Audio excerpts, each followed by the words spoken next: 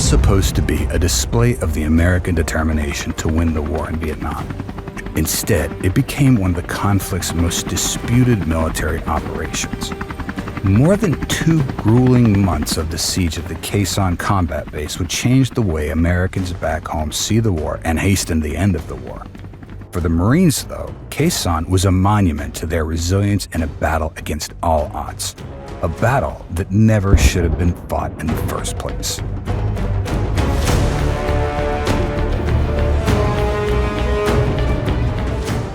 Khe Sanh was a small village in the northwest corner of South Vietnam, some 20 miles from the demilitarized zone and near the border with Laos.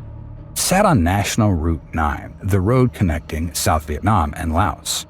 Though nothing more than a wide trail, Route 9 was an important communication that connected the coastal region to remote mountain areas. Therefore, Khe Sanh became an important military location. However, despite its favorable strategic features, Khe Sanh was far from the ideal location for a military base. Hoang Ngo district, where Khe Sanh was located, was covered with steep jungle-covered mountains separated by deep valleys. Some peaks rose from 200 to 600 meters above Route 9. The weather added to the challenges of the area. While summers were warm, winters could be cold and damp. Thick fog, known locally as crashin, was quite common in winter and could last for days. This fog limited visibility, making travel through the area very difficult, let alone conducting military operations. The first base at Khe Sanh was built in 1962. U.S. Army Special Forces Detachment built an airfield at an old French fortress a few miles east of the village. Shortly after, it was transformed into a combat base for civilian irregular defense groups of the local Montagnard tribe. In 1966, however, General William Westmoreland, in command of the U.S. troops in Vietnam, began to see Khe Sanh as a crucial base for controlling the region. From the base, the American troops were able to overlook key infiltration routes used by the North Vietnamese, primarily the notorious Ho Chi Minh Trail. This trail network, which stretched from North Vietnam through Laos and into South Vietnam, allowed the North Vietnamese Army, NVA, to move troops and supplies without detection. In General Westmoreland's view, Khe Sanh could even serve as a support for a potential invasion of Laos, aiming to cut off the trails entirely. The base also served as a protective barrier on the left flank of the Diermacher Project, a defensive line intended to prevent North Vietnamese forces from moving deeper into South Vietnam's coastal regions. Accordingly, the Khe Sanh base needed to be improved and reinforced. Special forces made way for the Marines, who established a larger outpost next to the airstrip. However, the arrival of large Marine forces caught the attention of the North Vietnamese regular, the PAVN. Starting from early 1967, U.S. Marines began facing initial skirmishes with enemy forces near Khe Sanh. The Marines found little resistance at first, but by April, the North Vietnamese brought in larger formations and had fortified positions on hills north of Khe Sanh. To prevent the North Vietnamese from observing and firing upon the base, the Marines needed to take control of these hills. In a series of battles known as hill battles, the Marines managed to drive the NVA from the surrounding hills, but at the cost of heavy casualties. Yet the enemy continued to bring in more troops and keep the pressure on the Marines in the base. In July of 1967, after a series of attacks on Marine troops along Route 9, they managed to close the path, thus isolating Khe Sanh from other military bases. Suddenly, a serious risk had arisen that the base could fall into NVA hands. It was a signal for Westmoreland to further reinforce the base. However, not all American military leaders shared his opinion regarding Khe Sanh. Many believed that the Marines should not have been there in the first place and suspected the North Vietnamese only wanted to draw U.S. forces away from other key areas. They featured that Khe Sanh could turn into another Dien Bien Phu, where the French lost a remote base in a major defeat. General Westmoreland assured them that the U.S. had advantages the French lacked. The Marines had control of the hills surrounding Khe Sanh and were supported by advanced artillery and air support that could strike key enemy positions and deliver all supplies necessary to defend the base. The reality was that all strategic and tactical advantages and disadvantages of defending the base were insignificant compared to the core reason for holding it at any cost. Neither General Westmoreland nor Secretary of Defense Robert McNamara and President Lyndon Baines Johnson were willing to give the North Vietnamese a major propaganda victory in the war. It was because of this, despite different views, the decision was ultimately made to launch Operation Scotland, aiming to defend Khe Sanh from all enemy attacks. The Marines at Khe Sanh put a lot of effort into making the base strong and secure. They built a line of heavily fortified strongpoints around the base, each position supporting the others. They placed barbed wire in multiple layers with rolls of German type of sharp-edged wire, forming a thick barrier around the base. They also added explosives within the wire, creating booby traps that would scatter sharp metal when triggered. Marines also set up fugas barrels, a mixture of gasoline and diesel fuel around the base. When detonated, these created walls of fire meant to keep attackers back. The soldiers dug fighting holes with thick overhead covers designed to withstand direct hits from enemy mortars. They used what materials they had, including damaged steel mats from the airstrip, to make the bunkers and trenches stronger. The base and surrounding outposts were defended by the troops of the 26th Regiment of the 3rd Marine Division, commanded by Colonel David Lawns. Units stationed in the base alone comprised the 1st Battalion Lima Company of the 3rd Battalion and the 1st Artillery Battalion of the 13th Marines. Positions on nearby hills were manned by soldiers of the 2nd and 3rd Battalions. These outposts were also reinforced to withhold strong enemy attacks, especially Hills 881 South and 861, which were considered critical. All in all, some 3,000 Marines were defending the Khe Sanh Combat Base. Opposite them were far more numerous enemy forces. By the end of 1967, the NVA had brought 2 divisions to the area, the 304th and 325th, numbering more than 17,000 soldiers. They were supported by the independent 270th Infantry Regiment, 5 artillery regiments armed with 130mm and 152mm guns and 122mm rockets, 3 anti-craft regiments, 4 tank companies, and a number of local force units. In reserve, the North Vietnamese held 2 more divisions, the 320th and 324th, with another 17,000 men. The stage was set for one of the most grueling battles of the Vietnam War. As days passed by in January 1967, it was obvious that it was only a matter of days when NVA soldiers would attack the base. On January 20th, the confirmation came from a runaway North Vietnamese officer that thousands of soldiers would launch separate assaults on the Khe Sanh base and Hills 881 South and 861. Indeed, before dawn, on January 21st, heavy artillery, mortar, and rocket fire pounded the base, marking the beginning of the battle.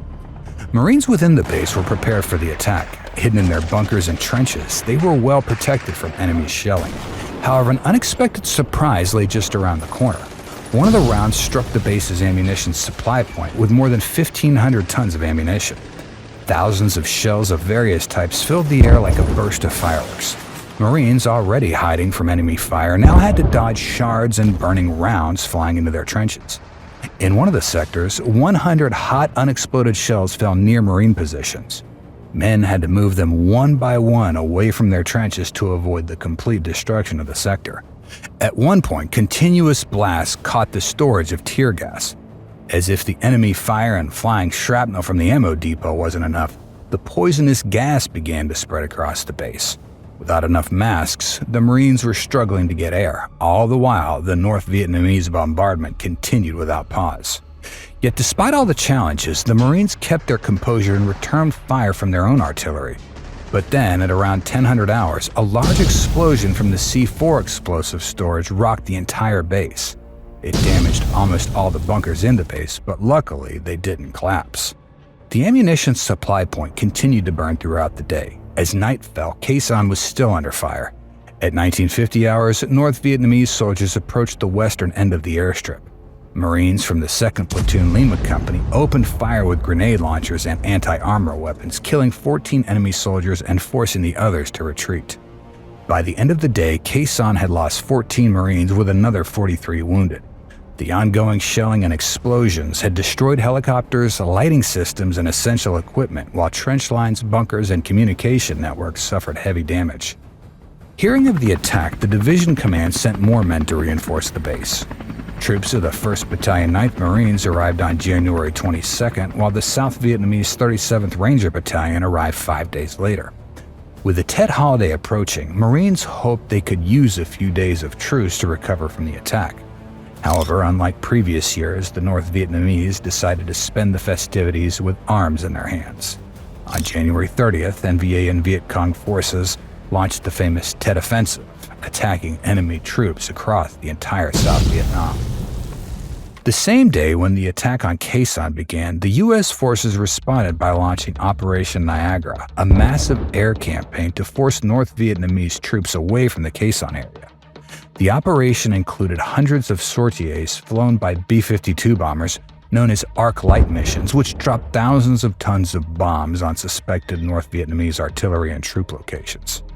To locate these positions and areas where the enemy moved, the U.S. forces used ground sensors. These devices, planted from aircraft and hidden on the ground, could detect sound or vibrations, signaling the presence of troops, vehicles, or equipment. Each sensor was linked to a control center, where intelligence teams analyzed the signals to pinpoint enemy locations and estimate their numbers. If multiple sensors were triggered along a route, it could mean a large force was on the move. When sensors detected movement, the data was sent to the Marine Direct Air Support Center, which would then direct an airstrike. Sensor signals were also signaled to Marine artillery units, which used them to adjust fire from their guns. It also allowed the Marines at Khe Sanh to monitor enemy activity around the clock, providing them with an early warning system that helped prevent surprise attacks. Operation Niagara reached its peak on January 30th when B-52s dropped over 1,000 tons of bombs around Khe Sanh in a single day. By March, and the end of the operation, U.S. Air Force, Marine Corps, and Navy Aviation conducted 22,126 sorties and dropped 39,179 tons of bombs. This massive bombing helped break up large enemy concentrations and disrupted North Vietnamese plans to encircle the base. The NVA was forced to change their tactics and dig deeper into the jungle to avoid detection. Operation Niagara's intense air campaign helped the Marines hold their ground, keeping the base from falling into enemy hands during the critical early weeks of the siege. And although NVA troops were forced into the defensive at Khe Sanh, this didn't prevent them from taking initiatives at other places.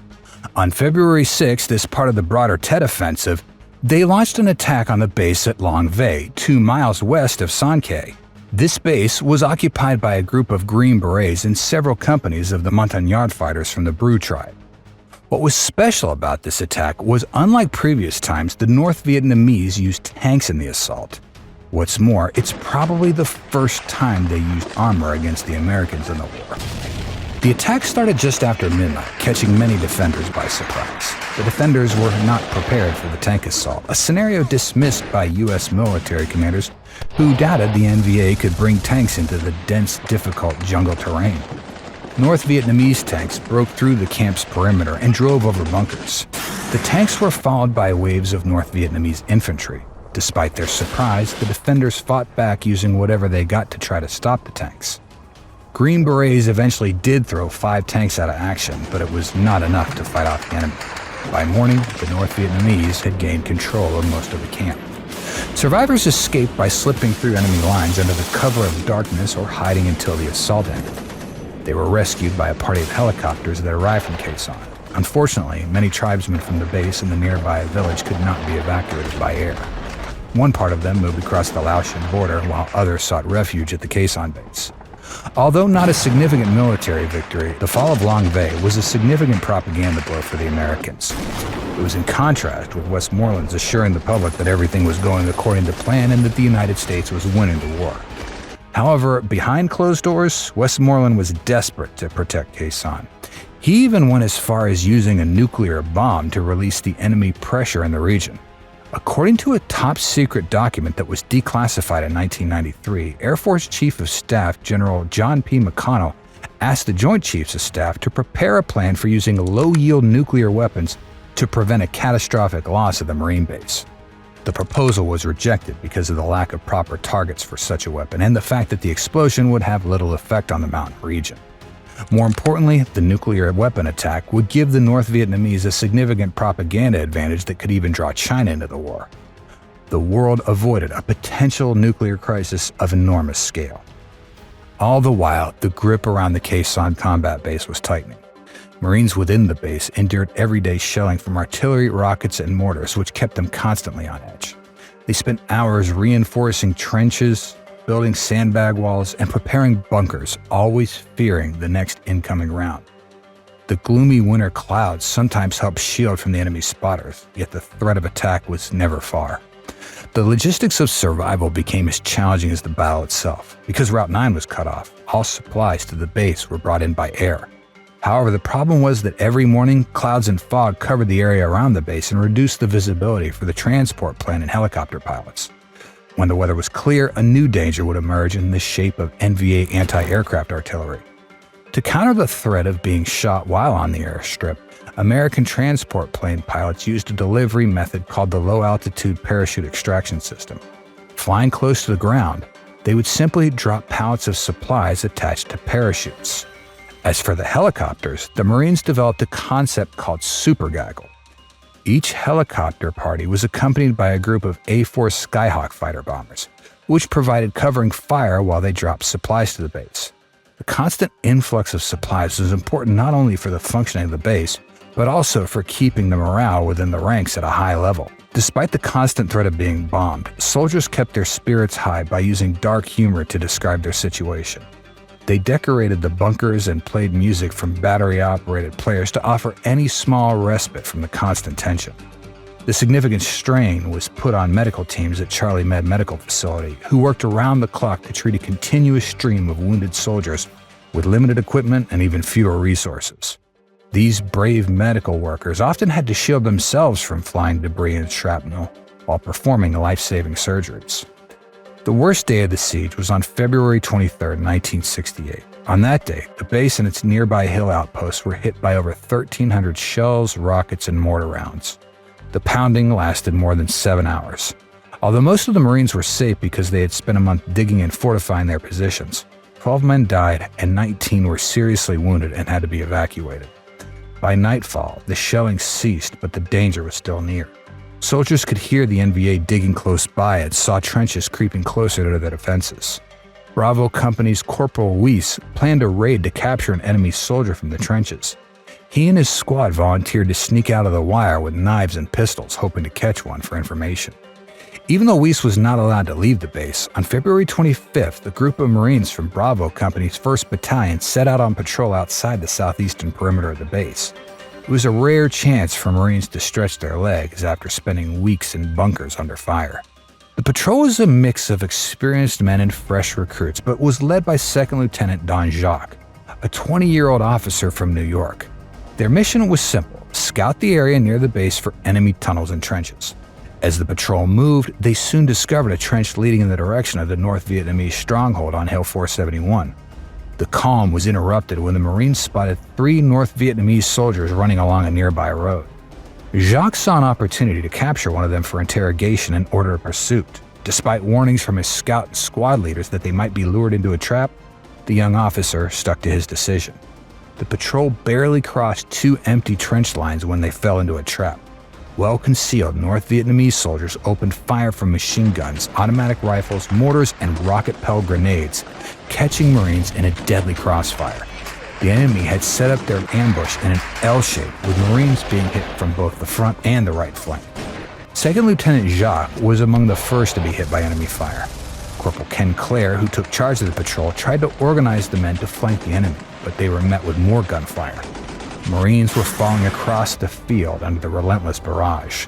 Back at the combat base, Bravo Commander Captain Ken Pipes heard the sound of the battle and knew his men were in trouble. He wanted to send reinforcements, but his higher command refused, fearing that sending more Marines into the ambush would lead to more deaths. The ambush continued for hours. Many Marines tried to escape the kill zone, crawling from one bomb crater to the next. A group of survivors managed to slip out and make their way back to the base. By the end of the day, less than half of the 40 Marines who set out on patrol made it back alive. Those killed and severely wounded were left in the field. They were lying just a few hundred yards from the base, but their bodies couldn't be recovered. It was a terrible burden for the comrades who survived the deadly ambush of February 25th. Among those left outside the base was Private Ronald Ridgway. His name was one of many on a list of those killed in action. He received a memorial headstone at the common grave at Jefferson Barracks National Cemetery in St. Louis, Missouri, where all fallen Marines from the battle were buried as a group. However, Private Ridgway's body was not there. In the chaos, he was severely wounded and lost consciousness but did not die. When he regained consciousness, he found himself surrounded by NVA soldiers who were trying to loot the bodies of fallen Marines. Realizing he was alive, the enemy took him as a prisoner of war. Over the next 5 years, Ridgway was held in captivity in North Vietnam. Throughout this time, his family believed he'd been killed during the ambush, and he was officially listed as missing in action. In early 1973, as part of the peace agreements that led to the release of American POWs, among those men who did return home was Ronald Ridgway. His return shocked his family and fellow Marines, but he was greeted as a hero and a survivor of an ordeal that few could have imagined. The decision to hold Khe Sanh Combat Base at all costs turned into a nightmare for the Marines who defended it. Yet President Johnson and General Westmoreland were still determined to resist the North Vietnamese. Not wanting to be responsible for another disaster such as Dien Bien Phu, President Johnson ordered a new B-52 Arc Light Strikes campaign. The area around Khe Sanh Base was scorched, creating an apocalyptic scene in which the besieged Marines were still in grave danger of being overrun. At the same time, the siege of Khe Sanh was creating a deep division and frustration in the American public. Johnson's approval ratings plummeted, with only 26% of Americans supporting his handling of the war. Many Americans asked why another 200,000 troops were needed if, as Johnson and his generals claimed, the war was nearing its end. Johnson found himself in a difficult position, with opposition even within his own party and among advisors. Defense Secretary Clark Clifford, who replaced Robert McNamara in January of '68, urged the president to reconsider his strategy after witnessing the heavy toll of the war, particularly at Khe Sanh. On March 31, 1968, Johnson delivered a nationally televised speech in which he offered to ease bombing campaigns if the North Vietnamese would negotiate. That same day, operational control of the Khe Sanh was handed over to the 1st Air Cavalry Division, which commenced Operation Pegasus to relieve the Khe Sanh Combat Base. The operation began on April 1, 1968, with the goal of reopening Route 9 and relieving the Marines trapped at the Khe Sanh Combat Base. In command of the operation was General John J. Tolson, who had at his disposal the U.S. Army's 1st Air Cavalry Division, 1st Marine Regiment, and the 3rd ARVN Airborne Task Force. The Marines were planned to advance along Route 9, supported by armor and followed by engineers to repair the road. Simultaneously, helicopters were planned to deploy troops to capture strategic terrain around Khe Sanh. Marines' advance along Route 9 was met with almost no resistance. They secured high ground north and south of the road to protect the engineers as they advanced towards Khe Sanh. While they advanced on the ground, helicopters from the 1st Air Cavalry Division deployed troops to capture key terrain overlooking Route 9 in the approach to Khe Sanh. By April 4th, air cavalry forces were actively engaging PAVN troops to the south and southeast of Khe Sanh, positioned to block any relief efforts. The air cavalry's assaults on these enemy positions was met with heavy resistance, leading to intense fighting. Even though the enemy was well dug in and camouflaged, the air cavalry managed to overcome their defenses using close air support, artillery fire, and their own aggressive tactics. They pushed the North Vietnamese back from key ridge lines and high ground, clearing the way for the Marines advancing on Route 9. At the same time, restrictions on offensive actions by the Marines defending Khe Sanh were lifted. On April 4th, the 1st Battalion 9th Marines moved against the North Vietnamese positions on Hill 471 south of the base. After an artillery bombardment, the Marines assaulted the hill. Despite resistance, they secured the hill by the evening of the same day. The next day, the North Vietnamese launched a counterattack at dawn, but the Marines held their ground. On April 6th, the rest of the forces stormed out of the base and charged against enemy positions around the base. Throughout the day, artillery duels, airstrikes, and fierce skirmishes echoed across the area. Among the American forces, a platoon from Bravo 1 Company, 1st Battalion, returned to the location of the February 25th ambush and recovered the remains of 21 fallen Marines. That same day, South Vietnamese soldiers from the 3rd ARVN Airborne Task Force became the first troops to reach the Khe Sanh Combat Base. On April 7th, after days of heavy fighting, the 2nd Brigade of the 1st Air Cavalry captured the old French fort near the intersection of Route 9 and the access road leading to the combat base. Meanwhile, the 3rd Brigade cleared Route 9 around the Khe Sanh village in Long Vay. The next day, on April 8th, the the 2nd Battalion 7th Cavalry entered Khe Sanh along the coffee plantation road. After 77 days of the siege, the Khe Sanh Combat Base was finally relieved. In the days that followed, Joint Marines and Air Cavalry forces cleared the area from enemy presence, of which the strongest was on Hill 881. On April 15th, Operation Pegasus and the release of Khe Sanh were officially declared complete. American forces had secured Route 9, ending the long siege and restoring the vital supply line to the combat base. After the release of Khe Sanh Combat Base, the Marines held the base for a few more months. The battle at Khe Sanh had become a symbol of the U.S. commitment in Vietnam, but its strategic importance was now in question. In June 1968, General William Westmoreland was replaced by General Creighton Abrams, who soon initiated Operation Charlie, the plan to dismantle the base, eliminate supplies, and pull U.S. forces out. The operation began on June 19th. Useful equipment was evacuated from the base, while anything that couldn't be taken was destroyed. During the evacuation, the North Vietnamese continued to harass the U.S. forces. On July 1st, they made one last infantry attack on the base. It ended in a complete failure with more than 200 casualties for the NVA, while the Marines lost only 3 men. The official closure of Khe Sanh Combat Base occurred on July 5, 1968. By this time, most of the Marines had already left the area, leaving behind only a few hundred troops, tasked with searching for the bodies of comrades who had gone missing during earlier battles. On July 11th, the last U.S. Marines left Khe Sanh. Among them were the remains of 7 missing Marines recovered during the search and rescue efforts that continued after the formal evacuation. The departure of the troops from Khe Sanh marked the end of U.S. military presence in the area after months of intense fighting. The base, which had been a symbol of resistance and American military strength, was now left in ruins. The territory around it was left in the hands of the NVA. The decision to abandon Khe Sanh was controversial, as it had been the focal point of a major U.S. effort for months. The media also highlighted the closure, questioning the strategic reasoning behind holding and then abandoning such a heavily fortified position. Many military experts, including some within the Marine Corps, felt that all this time Khe Sanh had only been a distraction, diverting resources from other critical areas of war. Despite the political and strategic maneuvers behind the scenes, the siege of Khe Sanh stands as a lasting reminder of one of the greatest tragedies in the history of the Marine Corps. Yet that same tragedy is a tribute to the brave soldiers who followed orders with unwavering resolve to the highest traditions of the United States Marine Corps. Let us never forget the Marines who stood firm at Khe Sanh. Thank you for watching this episode. Don't forget to subscribe and hit the bell icon to be notified of our next drop into combat. Stay tuned.